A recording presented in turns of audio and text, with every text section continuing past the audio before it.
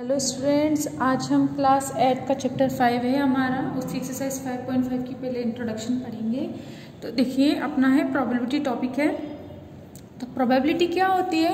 Probability मतलब होती है संभावनाएं, किसी भी चीज़ की होने की संभावनाएं क्या कहलाती है? प्रोबेबिलिटी। ठीक है, जैसे हमने बोला कि आपको बताना है कि आपने कोई कॉइन लिया, ठीक है, और उस कॉइन को आप जैसे टॉस करोगे तो हेड आएगा या टेल आएगा, हमको पता नहीं रहता। ठीक है, तो हेड या टेल आने की संभावना है। अब जैसे देखिए, अगर हम बोलिए हमारे पास कॉइन है, ठीक है, तो यहाँ पर ये हेड और टेल है। तो जैसे ही हम क्या करेंगे, कॉइन को टॉस करेंगे तो हमें पता है कि हेड आएगा या टेल आएगा। हम क्या करते हैं कि हम अपना प्रेडिक्ट लगाते हैं कि भाई हेड भी आ सकता है या टेल आ सकता है। ठीक है, जैसे क्रिकेट मैच हम खेलते हैं तो उसके अंदर हेड और टेल से ही हमारी इनिंग्स स्टार्ट होती है कि कौन ना बैटिंग लेगा और कौन बॉलिंग लेगा। ठीक है, तो इस तरीके से अगर हमने एक कॉइन लिया, इसको अगर एक कॉइन है और इसको जब हम टॉस करेंगे, ठीक है, दैट मीन्स हमने इसको देखिए जैसे हमने इसे टॉस किया, ठीक है, तो टॉस करने पर अब हमारे क्या आया, यहाँ पर टेल आ गया। तो अब अगर वापस से टॉस करो तो यानी देखो, जब हमने इसे एक बार टॉस करा तो कोई एक ही चीज़ आ सकती है, या तो हेड आ सकता है या तो टेल आ सकता है। ठीक है, तो किसी भी एक कॉइन को जब हम एक बार टॉस करते हैं तो हमारी प्रोबेबिलिटी क्या है?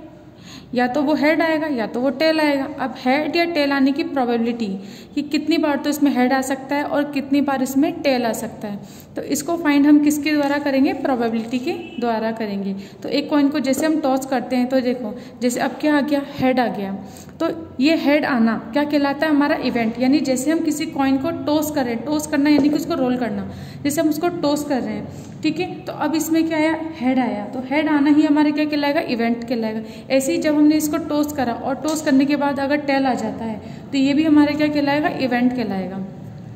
तो इवेंट समझ में आया आपको? इवेंट क्या होता है? हेड आना या टेल आना इवेंट कहलाता है। ऐसे ही आप किसी अगर डाइस को रोल करोगे तो उसमें भी 1 से लेके 6 पार्ट होते हैं, ठीक है ना, 1 से लेके 6 नंबर होते हैं। तो 1 पार्ट का आना, 2 पार्ट का आना, या 1 से लेके 6 पार्ट में किसी भी पार्ट का आना, वो हमारा क्या कहलाएगा? इवेंट कहलाएगा। अब देखिए, जैसे हमारे पास एक कॉइन है तो इसको जैसे हमने टॉस किया तो या तो हेड आएगा या तो टेल आएगा। तो टोटल आउटकम्स कितने हुए? हेड आएगा या टेल आएगा। तो टोटल आउटकम्स कितने हुए? 2 हुए ना। तो अगर मैं किसी कॉइन की बात करती हूँ तो उसमें आउटकम्स कितने हुए? या तो हेड आ सकता है या तो टेल आ सकता है। तो टोटल आउटकम्स कितने हुए अपने? 2 हुए। तो अगर हम किसी कॉइन की बात करें, कॉइन में हमारे टोटल आउटकम्स कितने हुए? 2। हेड या टेल 2 ही हो सकते हैं ना। अब ऐसे मत बोल देना मैम हमारा सिक्का तो खड़ा है, ठीक है ना, सिक्का खड़ा नहीं होगा। सिंपल तरीके से या तो हेड होगा या तो टेल होगा। तो कॉइन के कितने आउटकम्स हो गए? कॉइन के 2 आउटकम्स हो गए टोटल, ठीक है ना। हेड और टेल मिला के कितने हो गए? 2 हो गए। अब देखिए, अब हमें क्या करना है? अगर हमें क्या करना रहता है, इसका एक फॉर्मूला होता है। प्रोबेबिलिटी को हम किससे डिनोट करते हैं? पी से डिनोट करते हैं। प्रोबेबिलिटी को आप किससे डिनोट करोगे? पी से डिनोट करोगे, ठीक है ना। प्रोबेबिलिटी हमारी हमेशा पी से डिनोट होती है, ठीक है। तो अगर हमें लिखना है कि आपको बताना है प्रोबेबिलिटी में हेड आने की प्रोबेबिलिटी कितनी है, तो देखो प्रोबेबिलिटी को पी से डिनोट करो और ब्रैकेट में जिसके हम निकाल रहे हैं, अगर हेड का निकाल रहे हैं ना तो पी एच कर देंगे। तो इसका फॉर्मूला क्या होता है हमारा, कि प्रोबेबिलिटी का फॉर्मूला हमारा होता है favourable outcomes upon total number of outcomes, ठीक है। प्रोबेबिलिटी क्या होती है हमारी? Favourable outcomes upon total number of outcomes. ये आपको हमेशा याद रखना है, ठीक है। तो आप क्या करोगे, अपनी कॉपी में इस फॉर्मूले को लिख लेना, और जब भी आप प्रोबेबिलिटी का क्वेश्चन सॉल्व करोगे तो ये फॉर्मूला आपको हमेशा लिखना है। अब देखिए, जैसे अगर हमने कॉइन की बात करी तो कॉइन में अगर हमने किसी एक कॉइन को, जब हमने एक कॉइन लिया, उसको जैसे हमने टॉस करा तो हमें बोला कि भाई हेड आया। अब जैसे मानो मैंने ये कॉइन है, इसको जैसे मैंने टॉस करा और टॉस करने के बाद यहाँ पर अब जैसे टेल आ गया, ठीक है ना, तो पहले टेल आने की निकालते हैं। अब टेल आया ना, तो अगर मैं टेल आने की प्रोबेबिलिटी निकालूँ तो पी टी लिखूंगी, ठीक है ना। और जब पी टी लिया तो अब टेल देखो एक बार ही आ सकता है ना, ऐसा तो नहीं ना दोनों चीज़ एक साथ आएगी, एक ही चीज़ आई है। तो टेल आया अगर हमारा, तो हम क्या लिखेंगे?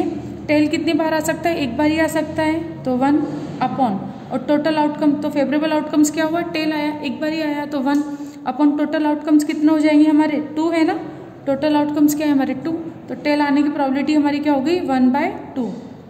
इसी तरह से अगर हेड आएगा तो जैसे हम किसी कॉइन को टॉस करेंगे तो सिर्फ एक बार ही हेड आएगा, तो जैसे हेड आएगा तो हम क्या बोलेंगे कि किसी कॉइन को टॉस करा तो एक बार हेड आ गया, तो हेड आया तो कितना आ जाएगा, फेवरेबल आउटकम्स हमारे 1 होंगे, तो 1 अपॉन नीचे क्या आते हैं टोटल आउटकम्स हमारे कितने 2 हैं, तो 2, तो ये क्या हो जाएगा हमारी probability of head is equal to कितना हो जाएगा 1/2। इसी तरह probability of tails is equal to हमारा कितना हो जाएगा 1/2। तो आपको ये बात अच्छे से समझ में आई होगी। अब देखो रैंडम एक्सपेरिमेंट क्या होता है, अगर हम रैंडम एक्सपेरिमेंट की बात करते हैं तो रैंडम एक्सपेरिमेंट ये होता है कि हमें इसमें अंदाजा नहीं होता कि भाई कुछ भी आ सकता है, ठीक है ना। जैसे अगर मानो मैंने कॉइन को टॉस करा, मैंने अपनी मर्जी से तो बोल दिया कि हेड आएगा, लेकिन ज़रूरी तो है ना हेड आए, टेल भी आ सकता है या कुछ भी आ सकता है। अगर हेड सोचेंगे टेल भी आ जाता है और क्या पता हेड भी आ जाए, तो रैंडमली एक्सपेरिमेंट मतलब कुछ भी आ जाए। अब जैसे अगर हम डाइस की बात करते हैं, ठीक है, तो डाइस में क्या होते हैं 1 2 3 4 5 6 नंबर होते हैं। तो जैसे आप डाइस को रोल करोगे तो हो सकता है कि 1 आ जाए, हो सकता है कि 2 आ जाए, हो सकता है 3 आ जाए, 4 आ जाए, 5 आ जाए, 6 आ जाए, कुछ भी आ जाए, तो हमको पता नहीं है। तो जब कोई चीज़ हमें पता नहीं रहती ना कि कुछ भी आ जाए, तो उसे क्या बोलेंगे हम रैंडम एक्सपेरिमेंट, ठीक है, यानी रैंडमली कुछ भी आ सकता है, कोई भी नंबर अपना पहले या बाद में आ सकता है, तो उसे हम क्या बोलेंगे रैंडमली एक्सपेरिमेंट बोलेंगे। इसके साथ ही एक होता है हमारा सैंपल स्पेस। अब देखिए सैंपल स्पेस क्या होता है, जैसे हमारे पास क्या है डाइज है, डाइज में टोटल आउटकम्स हमारे कितने हैं 6 है ना, यानी 1 भी आ सकता है, 2 भी आ सकता है, 3 4 5 6 में से कुछ भी नंबर आ सकते हैं 1 to 6 में। तो टोटल आउटकम्स अगर हम इसकी बात करें तो टोटल आउटकम्स कितने हो गए, इसमें 6 हो गए। तो जो टोटल आउटकम्स होते हैं ना वही हमारे क्या कहलाते हैं सिंपल स्पेस कहलाते हैं। तो ये कितना हो जाएगा 6।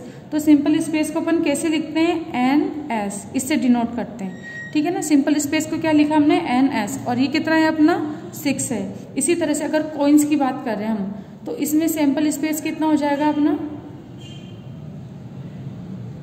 कितना हो जाएगा NS2 हो जाएगा ना। क्यों, क्योंकि इसके टोटल आउटकम्स कितने हैं 2, डाइज है, डाइज के टोटल आउटकम 6 हैं, तो NS6 और NX6 यही हमारा क्या कहलाता है सैंपल स्पेस कहलाता है। तो अब आपको आई थिंक ये सब अच्छे से समझ में आया होगा कि प्रोबेबिलिटी क्या होती है, किसी भी चीज़ के होने की संभावनाएं। तो कॉइन में जैसे हेड आने की संभावनाएं कितनी है 1/2 है।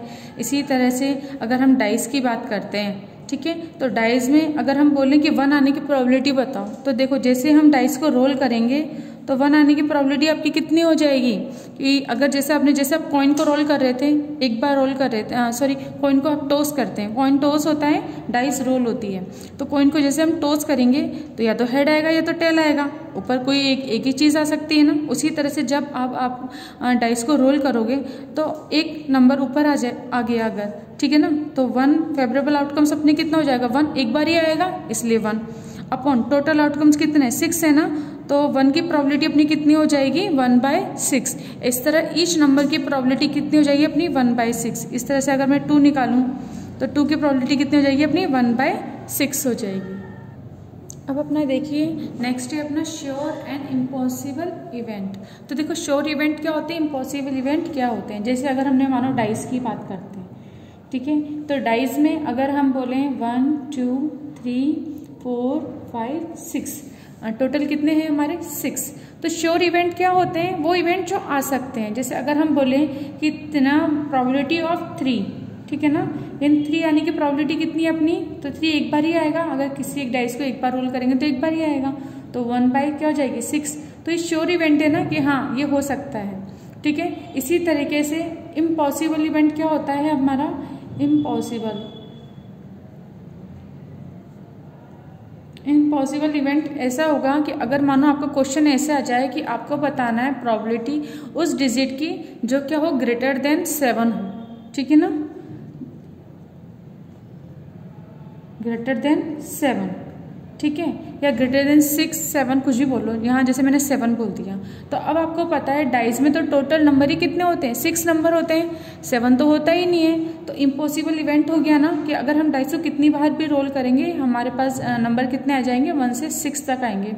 ग्रेटर देन 7 तो होगा ही नहीं, या तो इस टाइप के इवेंट को हम क्या बोलेंगे, इम्पॉसिबल इवेंट बोलेंगे। इसी तरह से अगर ग्रेटर देन 6 होता तो भी नहीं आता, तब भी वो इवेंट अपना क्या कहलाता, इम्पॉसिबल इवेंट, यानी वो इवेंट जो पॉसिबल ही नहीं हो तो उसे हम क्या बोलेंगे, इम्पॉसिबल इवेंट बोलेंगे। तो आपको समझ में आया sure event and impossible event. Sure मतलब वो चीज़ हो सकती है, ठीक है ना, और हम बोलेंगे इम्पॉसिबल इवेंट यानी कि वो चीज़ हो ही नहीं सकती है। तो जैसे डाइस में 6 ही नंबर होते हैं तो हम बोल सकते हैं कि 6 नंबर है। तो अगर उसने बोला ग्रेटर देन 7, या 7 या 8 आने की प्रॉबिलिटी, तो वो होगी नहीं क्योंकि वो नंबर इसके अंदर है ही नहीं। तो ग्रेटर देन 7 या ग्रेटर देन 6 की प्रॉबिलिटी, इवेंट होने की प्रॉबिलिटी होगी ही नहीं। तो इसलिए इस टाइप के इवेंट को हम क्या बोलेंगे, इम्पॉसिबल इवेंट बोलेंगे। ठीक है, अब देखो क्वेश्चन कैसे करते हैं। जैसे अगर डाइस की बात करते हैं तो डाइस में क्या होता है, हमारे पास एक क्वेश्चन करते हैं अपन कि आपको एक डाइस दी हुई है, ठीक है। तो अगर एक डाइस दी हुई है तो उसमें कितने नंबर होंगे, 1 2 3 4 5 6। अब जैसे मैंने आपको बता ही दिया, अगर क्वेश्चन में आता है कि आपको बताना है डिजिट 1 2 3 4 5 6 इनके आने की प्रोबेबिलिटी, तो वो क्या होती है, वो तो सिंपल ही होती है। जैसे मानो अगर हम बोलें कि आपको बताना है 5 आने की प्रोबेबिलिटी क्या है, तो देखिए 5 आने की प्रोबेबिलिटी अपनी कितनी हो जाएगी, 5 एक बार ही आएगा तो 1 बाय, और टोटल आउटकम्स कितने हैं, 6 हैं, तो 1/6। आप यहाँ पे क्या लिख सकते हो, टोटल आउटकम्स, ठीक है, जिससे हम क्या बोलते हैं, NS, या इसे क्या बोलते हैं, सिंपल स्पेस, है ना। तो ये कितना हो जाएगी अपनी 6। अब देखिए अगर आपके क्वेश्चन ऐसे आ जाए कि आपको बताना है इवन नंबर की प्रोबेबिलिटी बताइए, इवन नंबर, है ना, इवन नंबर की प्रोबेबिलिटी बतानी है आपको। तो अब आप देखो इवन नंबर डाइज में क्या क्या होते हैं, 2 होता है, 4 होता है, 6 आता है, ठीक है। यानी अगर आपने किसी डाइस को रोल करा और आपको पूछा कि इवन आने की प्रोबेबिलिटी बताइए, तो अब क्या कर सकते हो आप कि आपको पता है कि या तो जब हम रोल करेंगे तो 2 आ जाएगा, या तो 4 आ जाएगा, या तो 6 आ जाएगा। तो टोटल आउटकम्स ही कितने हो गए अपने, 6 हो गए ना, सॉरी 3 हो गए ना। टोटल आउटकम्स मतलब 2 भी आ सकता है, 4 भी आ सकता है, या 6 भी आ सकता है। तो ये आउटकम्स कितने हो गए अपने, इवन आने के आउटकम्स कितने हो गए, 3 हो गए। देखो 1 2 3 आउटकम्स हो गए ना। तो अगर हम बोलें प्रोबेबिलिटी ऑफ इवन नंबर, ठीक है ना, तो प्रोबेबिलिटी ऑफ इवन नंबर क्या हो जाएंगे हमारे, favourable outcomes upon total outcomes कितना होता है अपना। अब देखो फेवरेबल आउटकम्स कितने, इवन आने की कितने नंबर है, 1 2 3, तो 3 हो गए, अपॉन टोटल आउटकम्स कितने हैं, 6। तो 3/6 कट करेंगे, 3 1 जा 3, 3 2 जा 6, तो 1/2 आंसर आ जाएगा। तो ये क्या हो गया, हमारे इवन नंबर हो गए। इसी तरीके से अब अगर आपको पूछते हैं कि आप बताइए ऑड नंबर आने की प्रोबेबिलिटी बताइए, तो डाइज में ऑड नंबर कितने होते हैं हमारे, 1 है, 3 है, 5 है, यही है। तो अब ये भी नंबर टोटल कितने हो गए, तो ऑड नंबर आउटकम्स कितने हुए अपने, इसके आउटकम्स ये भी 3 हो गए। तो अगर हम प्रोबेबिलिटी निकालते हैं ऑड नंबर की प्रोबेबिलिटी, तो वो कितनी हो जाएगी, तो ऑड नंबर कितने, 3 है ना, तो कितने ऐसा आएंगे अपने, 3 बाय टोटल आउटकम्स कितने, 6, तो ये भी कितना जाएगा, 1/2। यानी इवन आने की प्रोबेबिलिटी भी हमारी कितनी है, 1/2, और आने की प्रोबेबिलिटी भी हमारी क्या है, 1/2। तो डाइस के इस टाइप के क्वेश्चन आप आराम से कर सकते हैं। तो प्रोबेबिलिटी आपको अच्छे से समझ में आई होगी कि फेवरेबल आउटकम्स हमेशा ऊपर रखने हैं, नीचे अपने क्या करने हैं, अपन को टोटल आउटकम्स रखने हैं। इसी तरीके से अगर आपको आगे के क्वेश्चंस भी करना कि उन्हें किस किस तरीके से हम कर सकते हैं।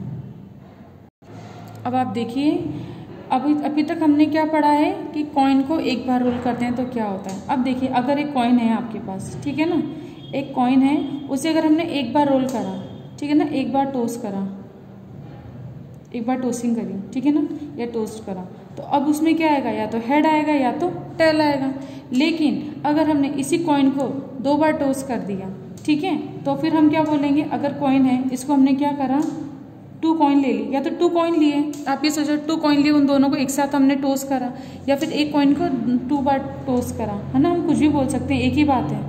2 कॉइन को आप एक साथ टॉस कर रहे हो या एक कॉइन को 2 बार टॉस कर रहे हो, एक ही बात होती है। तो जब हमने 2 कॉइन टॉस करे तो क्या हो सकता है, या तो हमारे पास दोनों पर ही हेड आए, ठीक है ना, 1 कॉइन पर भी हेड आ जाए, दूसरे कॉइन पर भी हेड आ जाए, या ये भी कंडीशन हो सकती है कि 1 कॉइन पर टेल आए, दूसरे कॉइन पर हेड आ जाए, या ये हो सकती है कि 1 कॉइन पर तो हेड आ गया, दूसरे कॉइन पर टेल आ गया, या ये कंडीशन हो जाएगी कि दोनों कॉइन पर क्या आएंगे, टेल आएंगे। तो इस तरीके से 1 2 3 4 कितनी कंडीशन बन जाएंगी, 4। तो टोटल आउटकम्स अपने इसमें कितने हो जाएंगे, टोटल आउटकम्स अपने इसमें हो जाएंगे 4। देखो 1 2 3 4 हो गए ना, यानी तो दोनों पर हेड आ जाएगा, एक पर टेल एक पर हेड आ गया, फिर हेड फिर टेल आ गया, या दोनों पर टेल आ गया। तो अगर 2 कॉइन है तो टोटल आउटकम्स कितने होंगे, 4, और अगर हमारा 1 कॉइन है तो फिर टोटल आउटकम्स हमारे कितने हो जाएंगे, 2 हो जाते हैं, ठीक है। तो आपको ये याद रखना। अब मानो अगर 2 कॉइन है और अब हम इससे बोला कि आप बताओ इस पर हेड आने की प्रोबेबिलिटी, दोनों कॉइन्स पर हेड आने की प्रोबेबिलिटी कितनी है, एक ही है ना, तो दोनों कॉइन्स पर अगर हेड आ रहा है तो उसकी प्रोबेबिलिटी 1 है, तो 1 बाई कितना हो जाएगा, 4, क्योंकि टोटल कितने 4। इसी तरीके से अगर आपको बोलें कि आपको बताना एक कॉइन पर टेल आए, तो एक कॉइन पर टेल आए और एक पर हेड आए, तो वो कितनी प्रोबेबिलिटी है, एक कॉइन पर टेल यहाँ पर भी आ रहा है, यहाँ पर भी आ रहा है, तो ये 2 है ना, तो 2/4 हो जाएंगी। उसी तरह से दोनों कॉइन पर टेल आने की प्रोबेबिलिटी भी अपनी कितनी हो जाएगी, दोनों कॉइन पर अगर टेल है तो वो भी कितनी हो जाएगी, इसमें एक बार ही आ रहा है ना टेल, दोनों कॉइन पर एक साथ, तो 1/4 हो जाएगी, ठीक है। तो इसी तरीके से अगर वो बोले कि दोनों कॉइन पर टेल आना चाहिए, एक बार टेल आना चाहिए, ठीक है ना, तो 1 टेल, तो वो कितना हो जाएगी अपनी 2/4, यानी 1/2 हो जाएगी, ठीक है। इसी तरीके से अगर वो बोले कि दोनों कॉइन में से किसी एक कॉइन पर हेड आना चाहिए, तो क्या आएगा, यहाँ पर एक, बस एक पर ही हेड आना चाहिए, ठीक है ना, यहाँ तो दोनों पर आ रहा है, अगर एक पर हेड आएगा तो फिर हम ये दोनों ले लेंगे। तो आई होप आपको समझ में आया होगा कि कॉइन को कैसे लेना है, एक कॉइन होगा तब क्या करना है और 2 कॉइन होंगे तब क्या करना है। इसी तरह से आप इधर देख सकते हैं बुक में, अब आपको डाइस दे रखी है, ठीक है ना, तो अगर आपको इसी तरह से जैसे भी 2 कॉइन लिए थे हमने, उसी तरह से अगर हम 2 डाइस ले लें, तो 2 डाइस लेने पर क्या होगा, एक डाइस के 1 और 6, एक डाइस के भी 1 और 6, जब हम एक बार रोल करेंगे तो दोनों पर क्या आ सकते हैं, 1 1 आ सकता है। फिर इसी तरह से एक डाइस पर 1 आ जाएगा, दूसरे पर 2 आ जाएगा, फिर 1 पर एक 1, एक पे 3, इस तरह से चलता रहेगा, एक पर 1 एक पर 6, यानी रैंडमली चलते रह रहे हैं ना।